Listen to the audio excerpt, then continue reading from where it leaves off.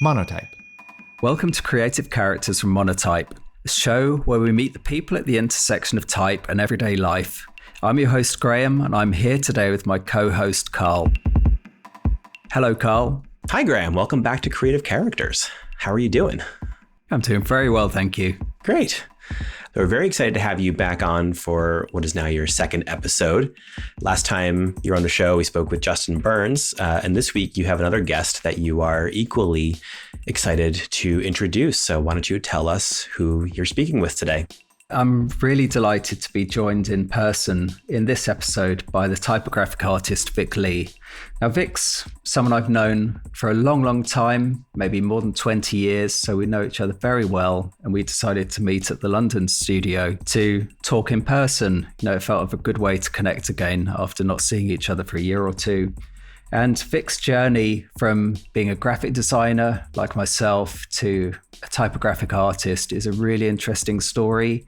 And he's refreshingly honest in his approach as well. So, you hear everything, warts and all, from his upbringing all the way through to some of the struggles he's had. And I think for any creative listening in, this is a really inspiring story to hear. Yeah, I think one of the themes that comes up time and time again on this show is the experience of going through, creative peaks and valleys, but also pushing yourself into new disciplines, new mediums, stepping outside of the proverbial comfort zone. And that just kind of seems to be Vic's story. Right now, correct me if I'm wrong, but he's working on some sort of massive portrait project now, isn't he? Yeah, so he's traditionally well known for creating these large-scale typographic murals. And just for his own personal development, he's also kind of extended his repertoire of styles into other avenues. And he's been creating these amazing travel diaries for the past few years, which have just been personal exercises for himself to document where he's been visiting. And they're kind of storytelling exercises of the people he meets and the experiences he has. And this project he's working on currently, which is an ambitious project to create 365 portraits of people and their stories over the course of a year, is an extension of that. And he speaks too about sort of finding new directions, quote unquote, later in life. He had a post a few weeks ago about sort of hitting an inflection point in his own career when he was about 42 and talking about, starting over, or not so much starting over as finding new directions and whatnot. And I found it quite inspiring because I was just reading it and thinking to myself, like, well, I'm 42, like, should I be? But I think it's great when people can really take you inside the journey of, a creative's progression through life as they explore new things and sort of reinvent themselves regardless of where they are in their career or in their age. Yeah, I mean, like I said, he's refreshingly honest. He kind of very open about his experience and happy to share for everyone's benefit. I think, again, anyone listening to this podcast will, whether young or old, will learn something new from his experience. Great. Well, I'll turn it over to you and Vic, and to our listeners, hope you enjoy this conversation.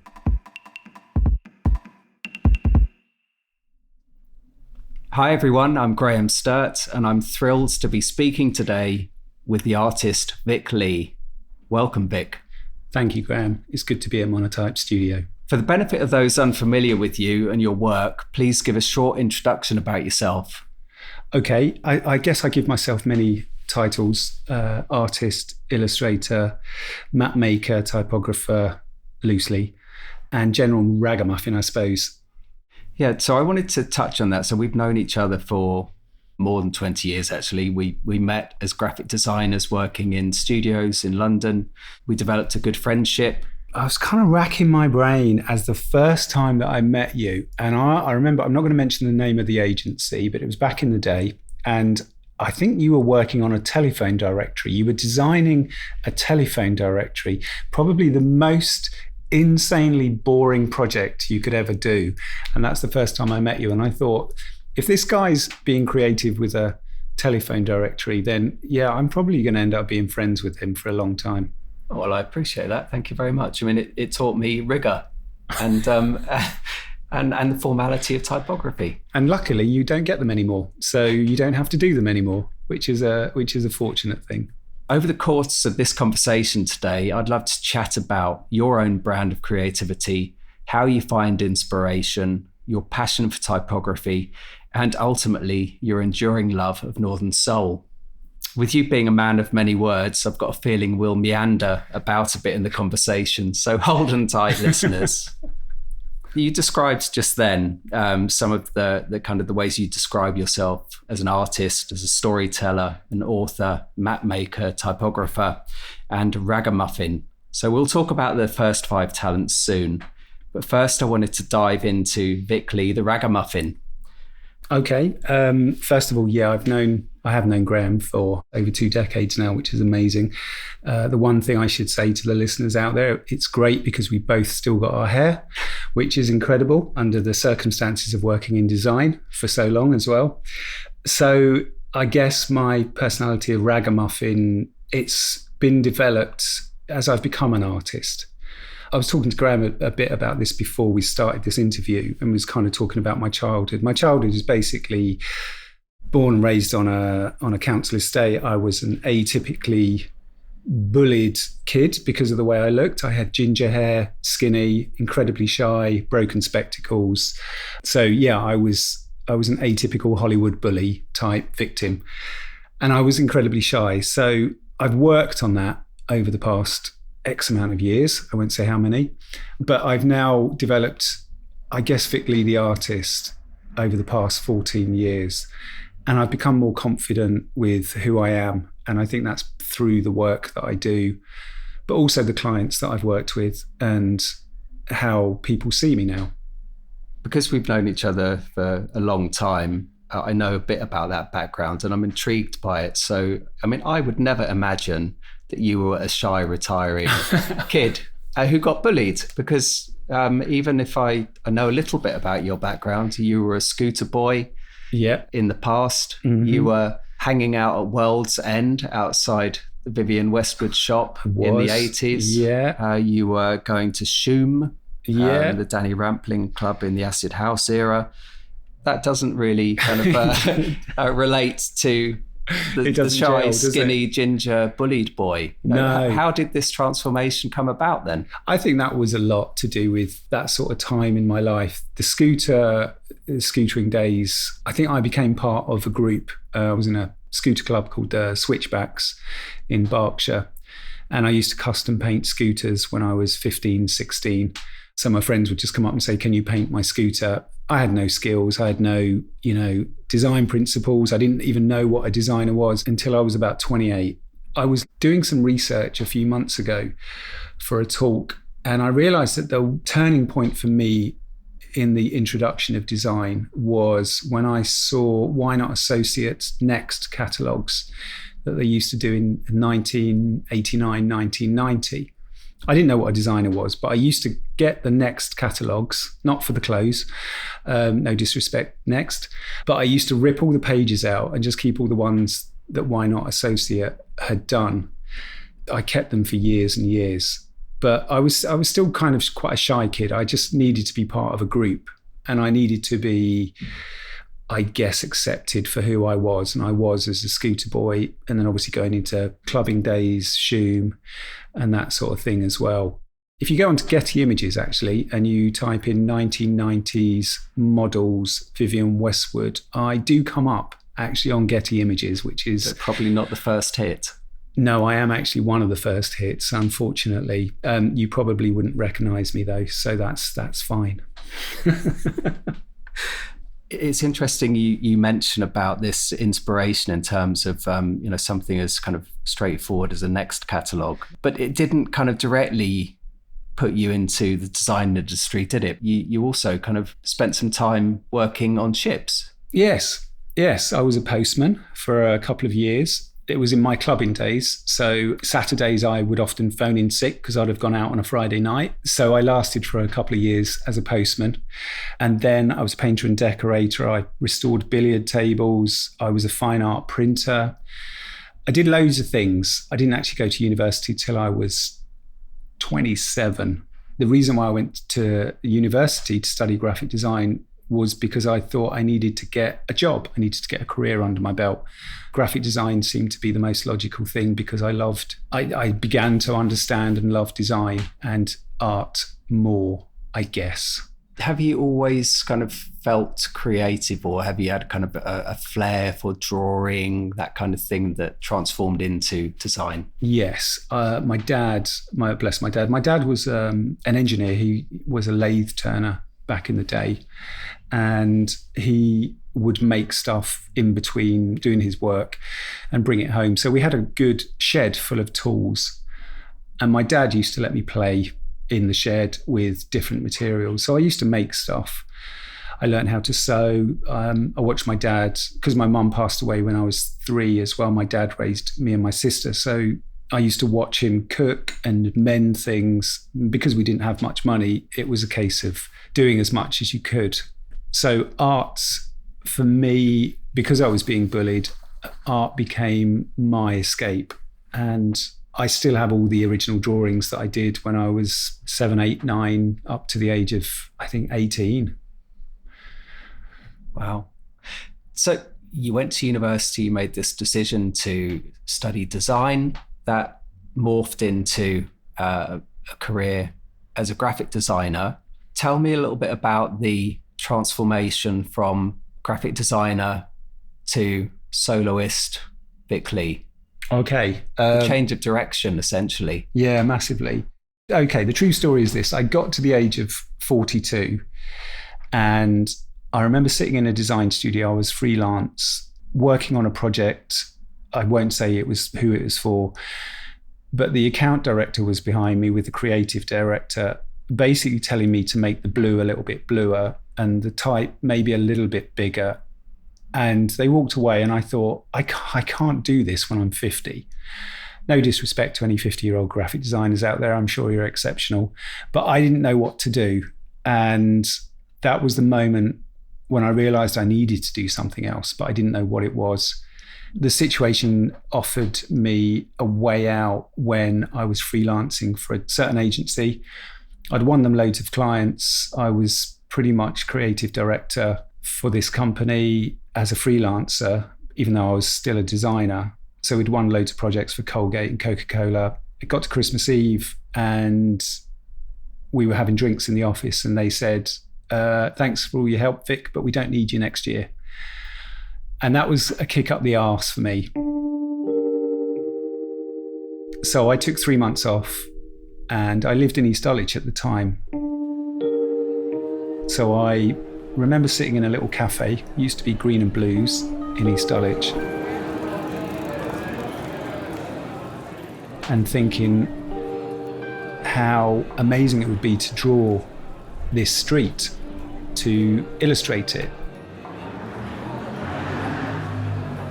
and do a little bit of history. So that's what I did.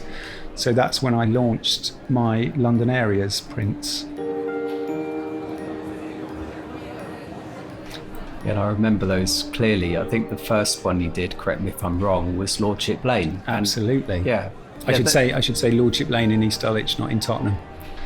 Good point. Yeah. Yeah.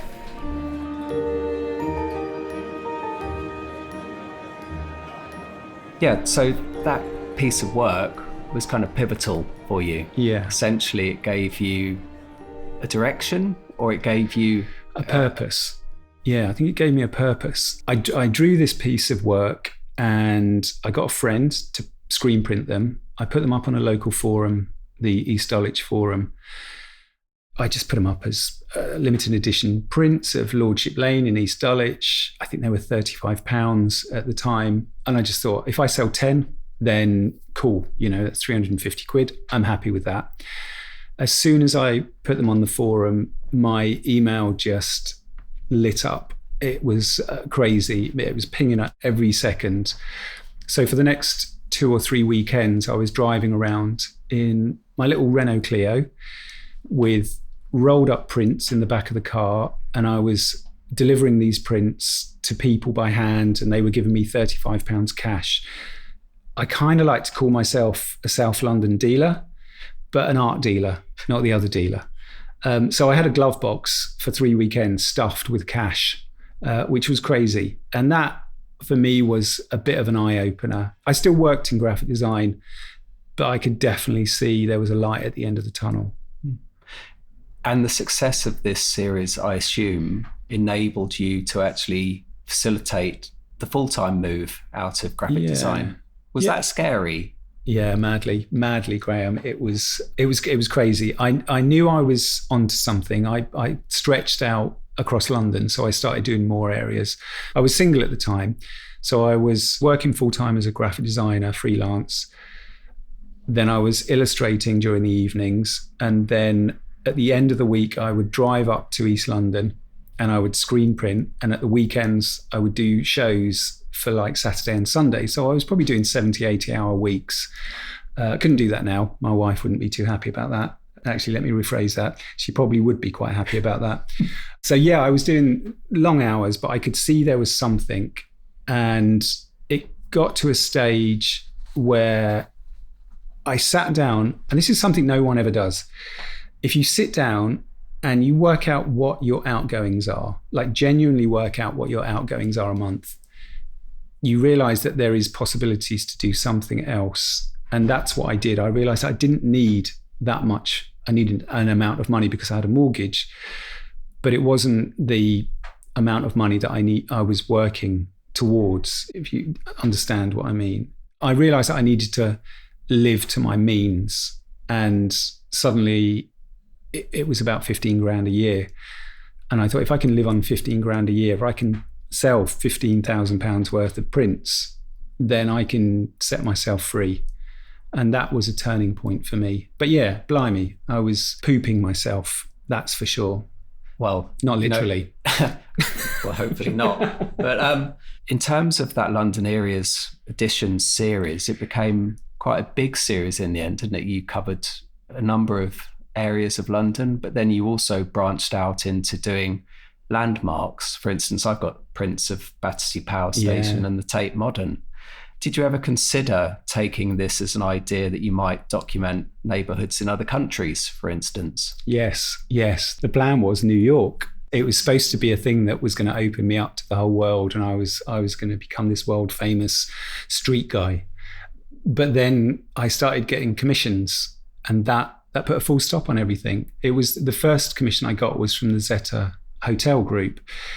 So Mark Sainsbury's, who was running the Zeta Hotel Group at the time, he bought a print and they commissioned me to do a picture of the townhouse, Zeta townhouse. And as soon as that happened, the commissions just started sort of coming through the door. So I never actually got back to New York, unfortunately. But, you know, I'm never going to say never, that's for sure. I think it'd be a really good idea if you ever find the time. So you mentioned the commissions with the Zeta being the first. That kind of led you into the world of murals, I think. Is that correct to say that? I mean, please correct me if I'm wrong, but I'd love to hear how London Areas took you into another direction with your work, into the world of mural art. Mural art. So the London Areas was big for me. I ended up having sold out editions. Pretty much all of the editions have sold out now. One of our friends was doing an opening night in Dalston, actually just around the corner from here. So she was doing an opening night and she said, would you like to come and draw on my wall outside? It was a summer with chalk, and the next day the council will come along and wash it off.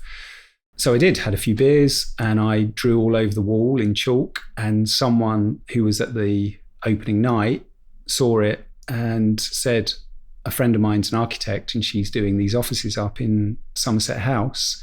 They're looking for an artist to come and paint on the walls. Would you be interested? So I said, yes, of course. I'd never done anything like that before. So I was put into this situation where I had this grade 1 listed building, all these walls to paint, and no skills. But that was the moment that I fell in love with painting murals. I remember standing in front of the wall, the first wall, for about 30 minutes while all the staff were walking around me. And I was thinking, I don't know what the hell I'm doing here. But as soon as the pen hit the wall, it was almost that eureka moment. And I never looked back. I've witnessed you doing these murals, or a couple of them at least, and they're on big expanses of wall. Yeah, you do everything by hand. It's all madness. Pen, ink on wall. Yes. There's no cheating there. And I wanted to ask you particularly about the mural art work. It's so labor intensive. I've witnessed you doing at least one mural on a 3.5 meter length of wall. It's literally you and a pen and time. And it must be so heavy on your body to kind of do these things. I mean, have you suffered from RSI or any injuries because of these things? Yes, I think my entire body's been scanned. I've had MRIs, brain x-rays, neck x-rays. I was told that I had arthritis of the knee, which I didn't, back injuries, arm injuries, tennis elbow, golfer's elbow. I've had everything, really. Someone introduced me to a thing called TMS, which is tension myositis syndrome. I'm not going to explain what it is. Go and look it up. It's to do with your emotional state and your brain reprogramming pain. And that's really helped me understand my body a little bit more. Doing a mural, I think the biggest one I've done to date is 40 meters. And it's a bit like doing 8 hours of yoga a day. That's the way I look at it. I'm like a contortionist. And I do go home after a day and just fall to pieces when I get home, and then start again the next day.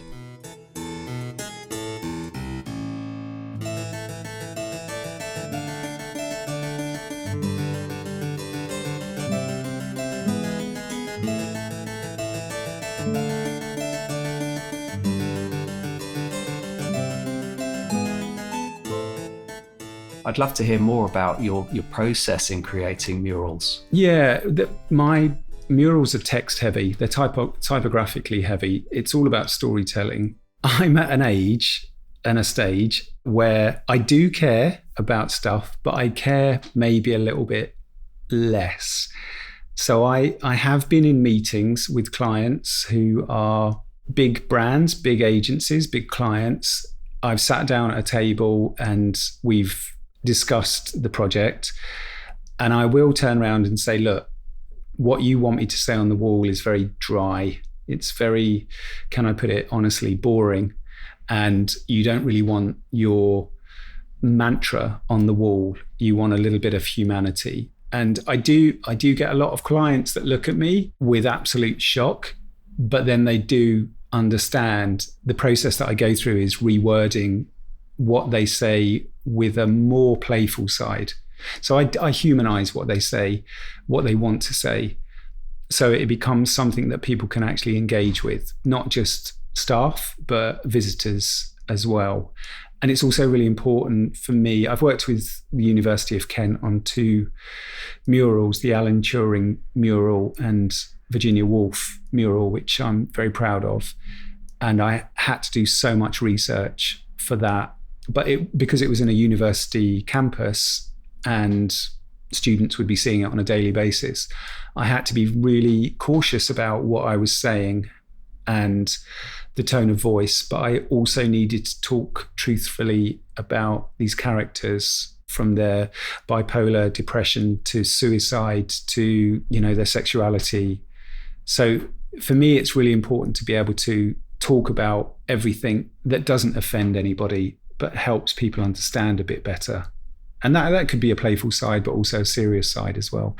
And you touched on there about your work being heavily typographic based. And I'm really interested to kind of dig into that a little bit in respect to the kind of custom typefaces that you're creating for those pieces.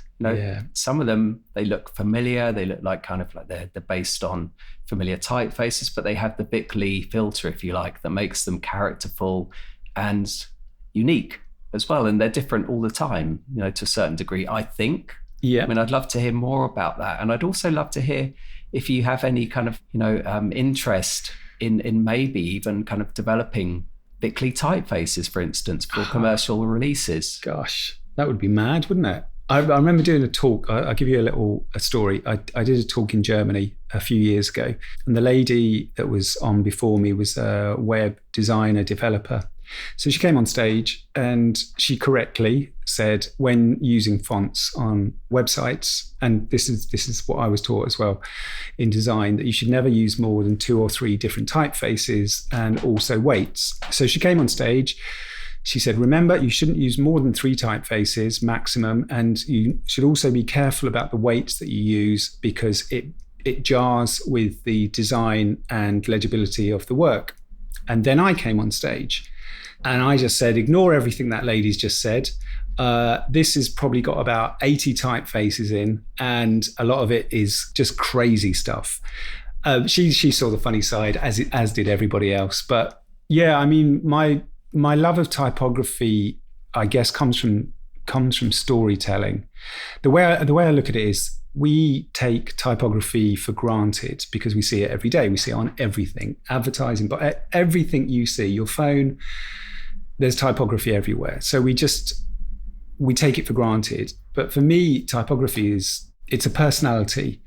So when I do a mural, the words that I use, I give a personality to. So you might see a certain typeface and say, oh, I recognize that. But there'll be like swirls and curls and ligatures and loads of stuff going on because I feel like it needs to have its own personal voice. And it's more important than just a word. It's everything that we communicate with.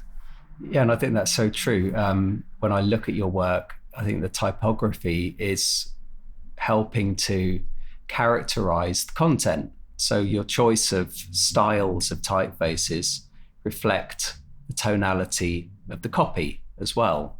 And do you kind of go into these murals or typographic pieces with styles in mind, or do they kind of flow with the content? It kind of flows with the content. Again, I mean, I'm one of these people that I tend to get away with a lot. I don't know how. If I present a sketch to a client, it'll be, I call them toilet sketches, and it's a personal thing. They're not really drawn on the toilet, but I call them toilet sketches because they're really quick sketches. And I'll present to a client and I'll say, look, it's going to look a little bit like this, but it's not really, because it's going to be completely different by the time it's finished. But you have to trust me. And that sounds mad. Working in design, to be able to say that to a client is nuts. But for some reason, my clients seem to agree and they okay it and they leave me to it. I think that's a magical thing, because the words, the type, it just develops as I ink. I would probably say that the balance is 20% is designed, 80% is just freestyled on the days that I paint. Crazy.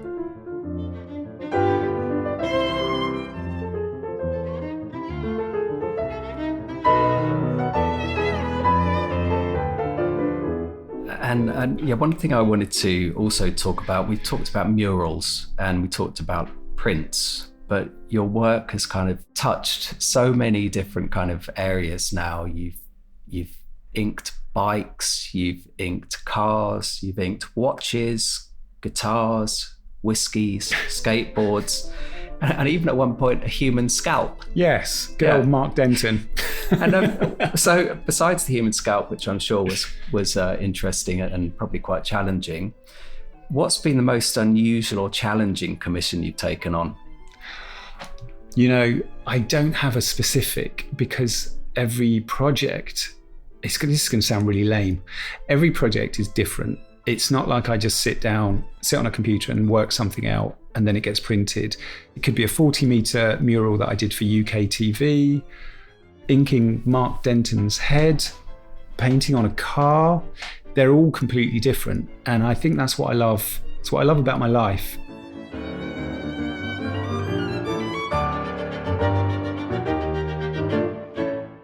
I spoke to my accountant this week and we were talking about earnings and stuff. And he said, so you must know what you're going to earn like within the next sort of 6 months. And I was like, Daniel, I said, I have no idea what I'm doing tomorrow or this afternoon. So I could never tell you what I'm going to be doing in 6 months. I said, my life doesn't work like that. It's literally a phone call away from another project.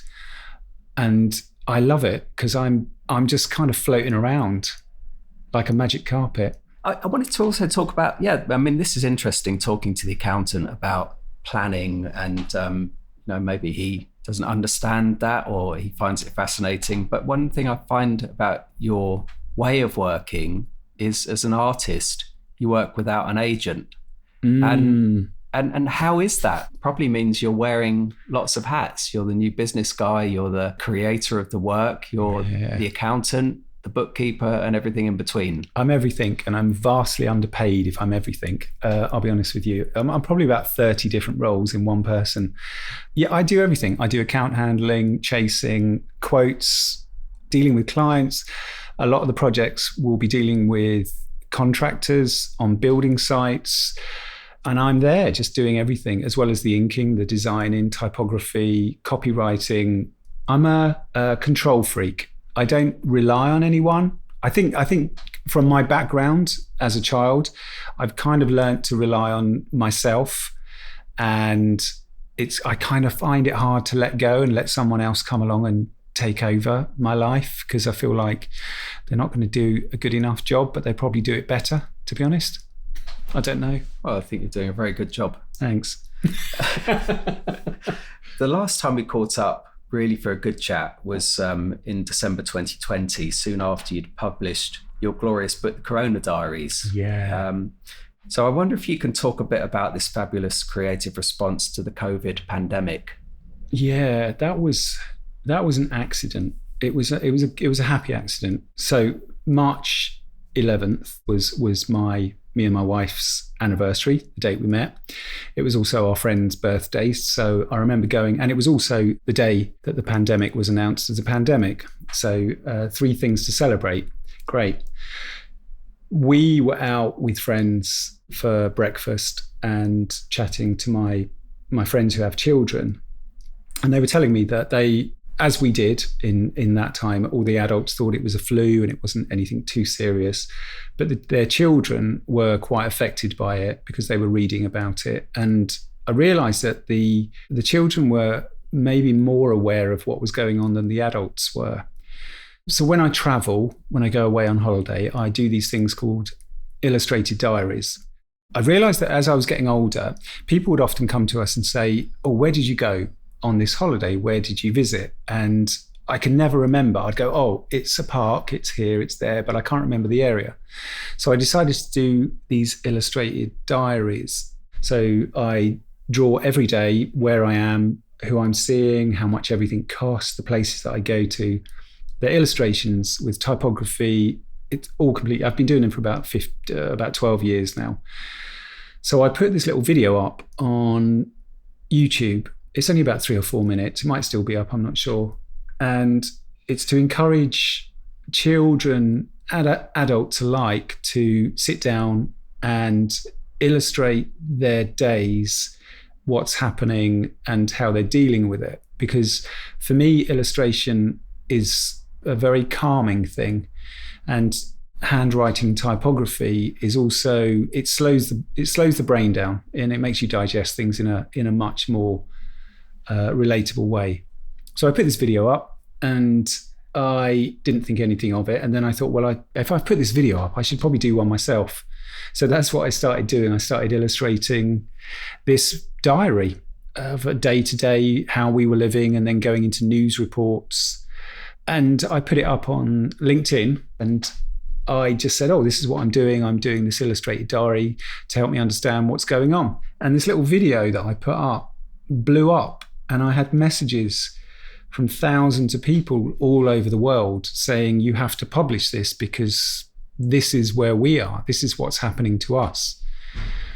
And that's pretty much like asking your 13-year-old child to publish their diary, because it was quite personal.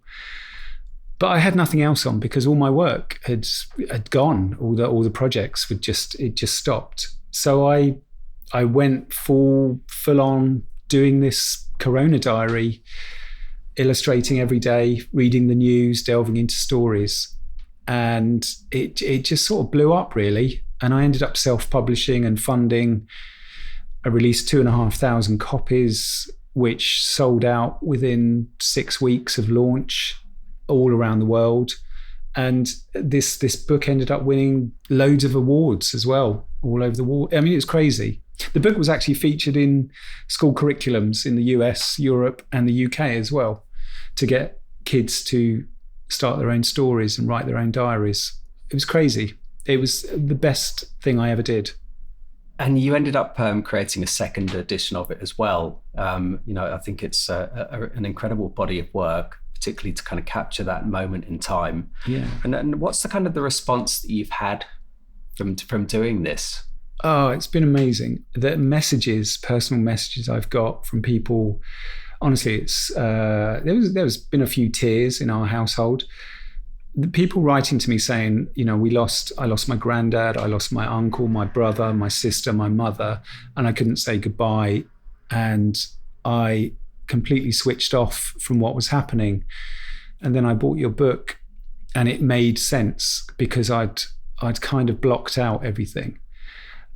It was crazy because it was not meant to be anything more than just an illustrated diary, but it ended up being this huge thing. I'm still getting messages this week from people saying I bought your diary and I've gone back to it and I'm rereading it again because there's so much I've forgotten. And there's a lot of funny stuff in it as well as the bad stuff. It's quite political because of everything that was going on, but it covers everything from around the world. It was definitely the best thing that I've ever done.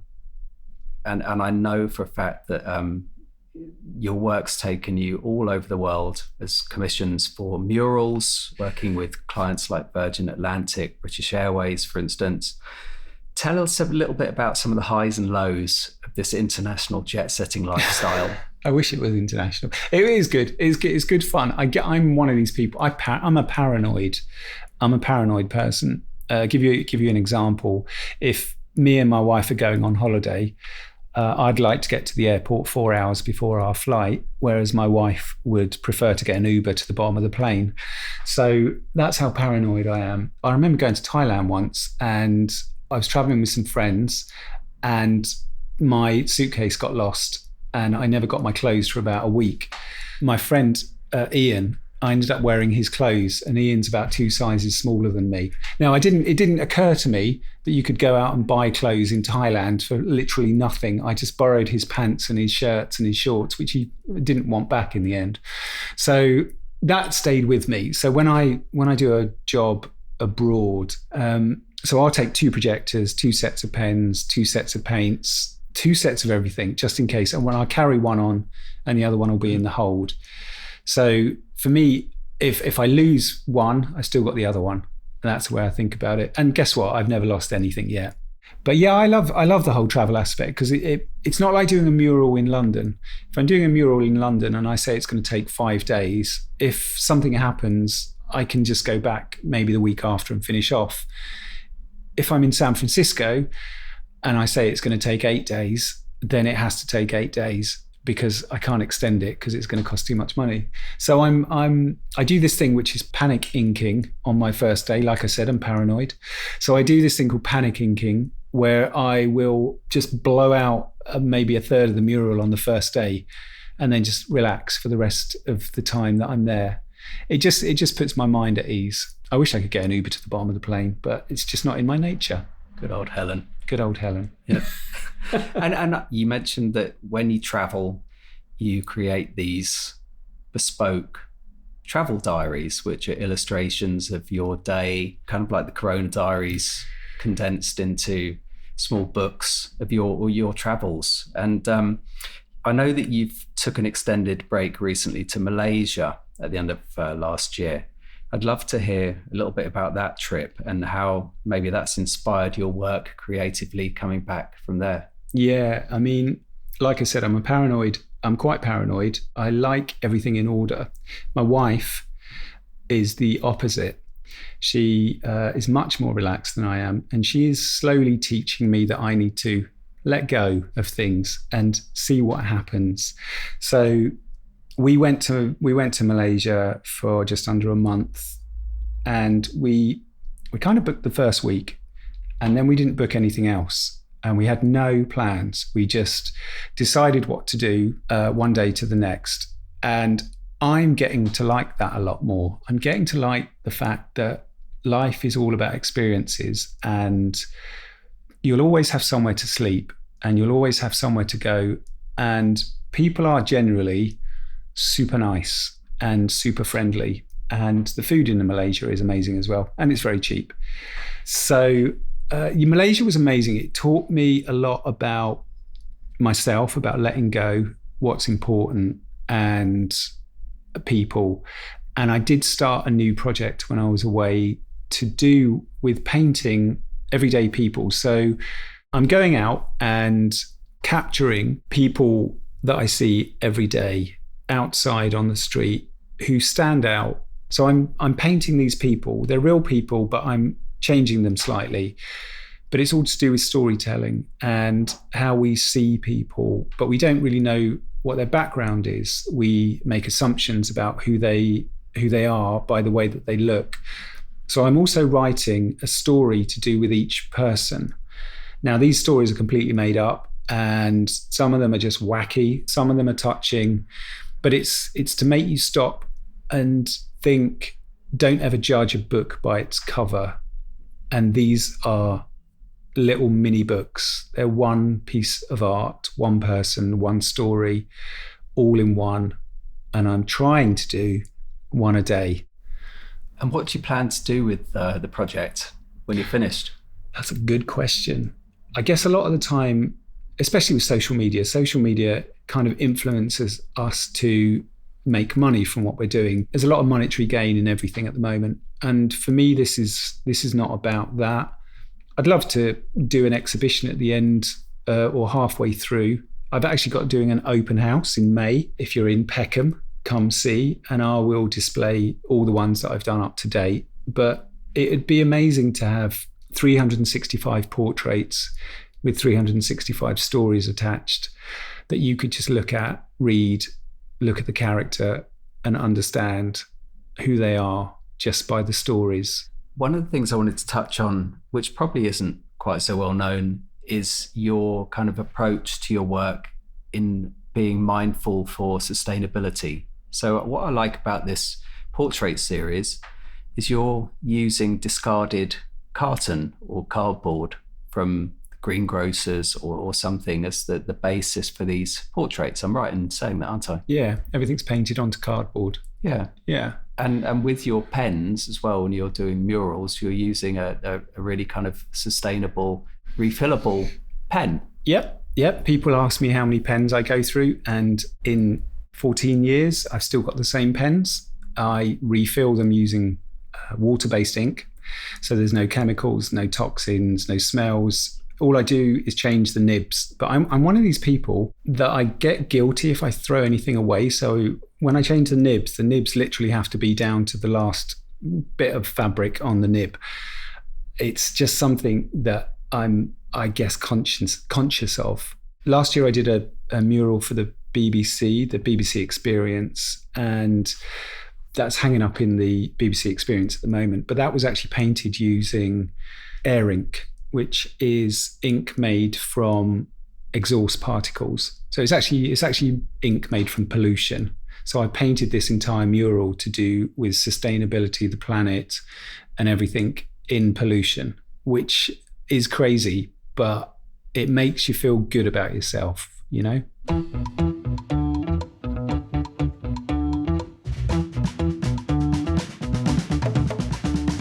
Hey there, real quick listeners. We are hard at work on a new mini-series aimed at demystifying the challenging corners of type and branding. We're calling it Behind the Font, and we need your help to make it happen. The first topic we're going to dive into is font licensing. Yes, the dreaded subject. But we want to hear your questions. So ask us anything on this topic, and we'll try to answer it on the podcast. You can send your questions in an email to podcast@monotype.com or message us on social. And if you're feeling super ambitious, record a voice memo on your phone and email it to us. We might even feature your voice on an upcoming episode. So keep your ears out for this new series coming later this spring.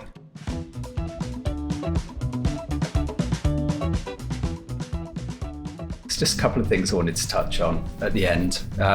So I wanted to talk about Northern Soul. So obviously you had a heritage of being into Vespers, being a scooter boy. Mm-hmm. I imagine that's where you got your love of Northern Soul. But I just remember when you used to have your own studio quite regularly, you would broadcast yourself on Instagram having a little dance along to Northern Soul, and it was highly entertaining.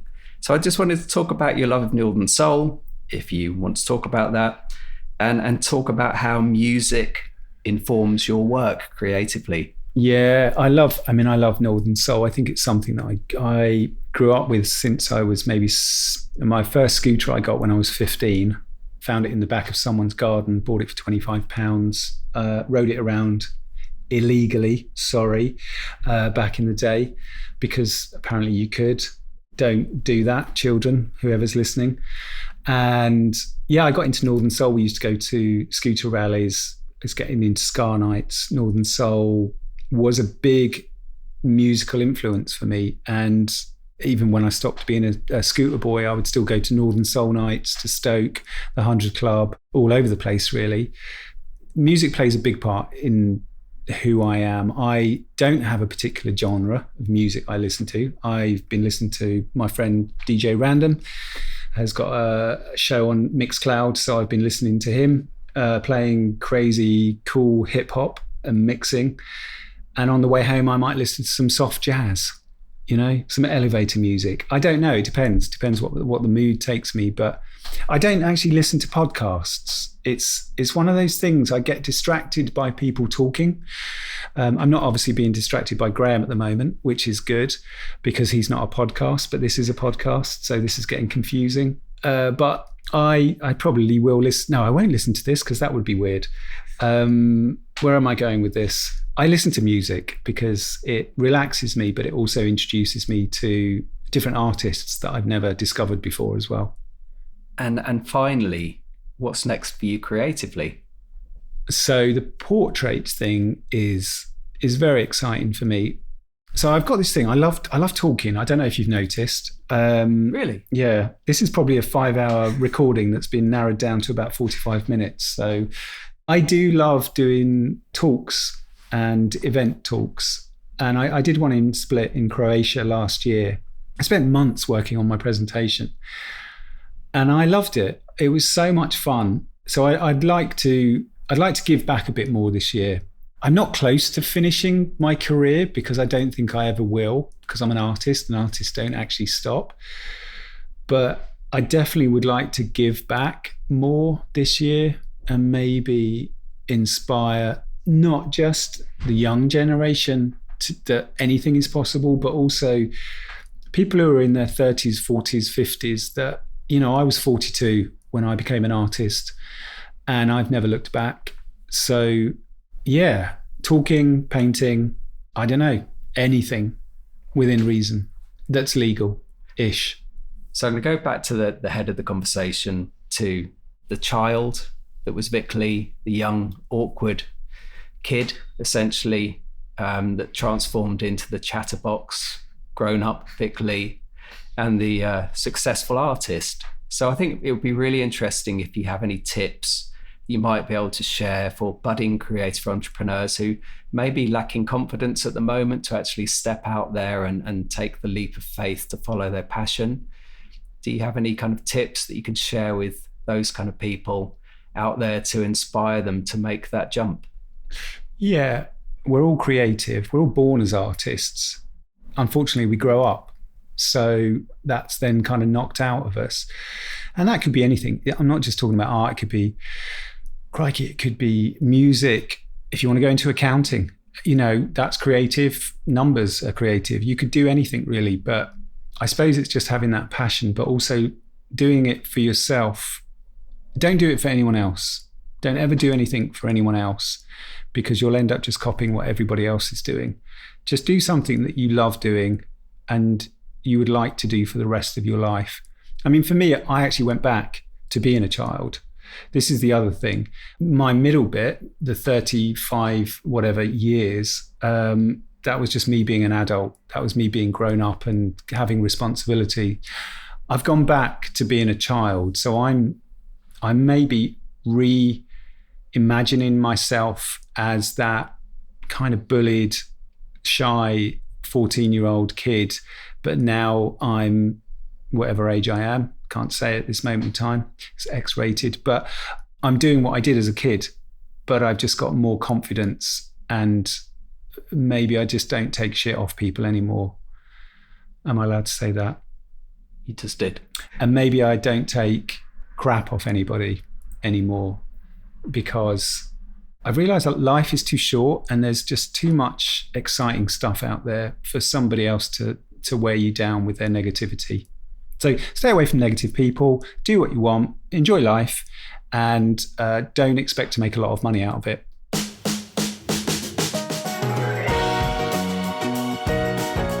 Thank you very much, Vic. It's been an absolute pleasure to catch up with you again, and hopefully it's not too many years until we meet again. Thank you, Graham. And hopefully, if I do see you in 20 years' time, I think we're still going to have our hair. Well, I'd like to think so. Yeah. Either that or two toupees. Exactly. It might not be our hair, but we'll definitely have some. So, no, it's been a pleasure. So glad you asked me to come and take part. And it's been an absolute pleasure to hang out with you.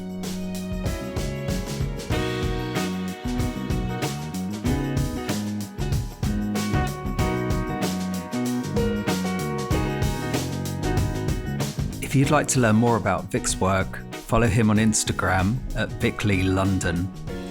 Since we chatted, I learned that Vic's working on a new book. It's kind of a memoir, and it's all about being scared. In his own words, if you're not scared, you're not living. So keep an eye out for that and get more details from his Instagram feed. Many thanks for listening today. If you've been enjoying our podcast, please rate us, subscribe to the show, and share us with your friends. Creative Characters is brought to you by Monotype. It's produced by Christopher Olin, Mia Sullivan, and Marie Tabarez. We'll be back with more episodes soon.